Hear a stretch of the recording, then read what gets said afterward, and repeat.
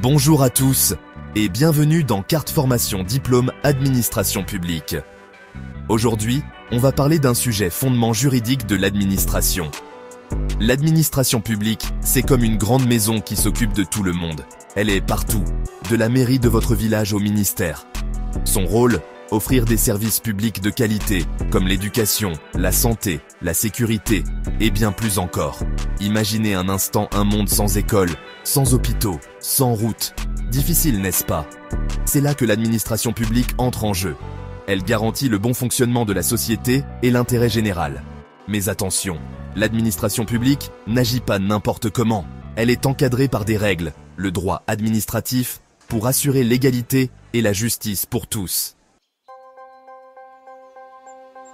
Le droit administratif, c'est un peu comme le code de la route pour l'administration.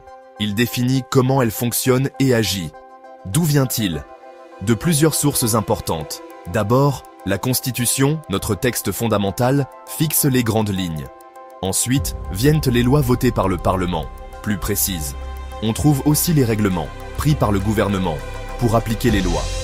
La jurisprudence, c'est-à-dire les décisions des juges, joue aussi un rôle clé.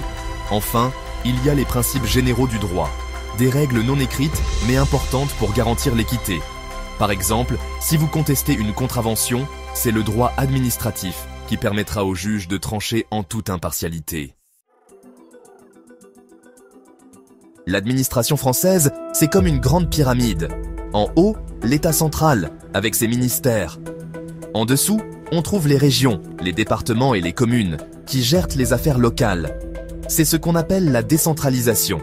Il y a aussi la déconcentration, où l'État confie certaines missions à ses représentants locaux, les préfets par exemple. L'objectif? Rapprocher l'administration des citoyens et s'adapter aux réalités locales. Prenons l'exemple de l'éducation nationale. L'éducation nationale, c'est l'État.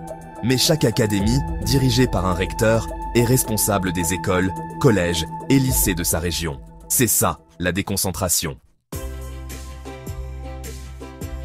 Le service public, c'est le cœur de l'action de l'administration. Il repose sur trois principes fondamentaux: la continuité, l'égalité et la mutabilité. La continuité, c'est simple. Le service public doit fonctionner sans interruption. Imaginez un hôpital qui ferme la nuit. Impensable.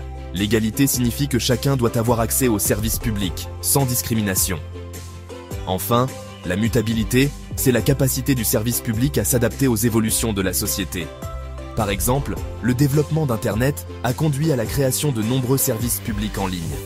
Ces principes garantissent un service public efficace et juste pour tous.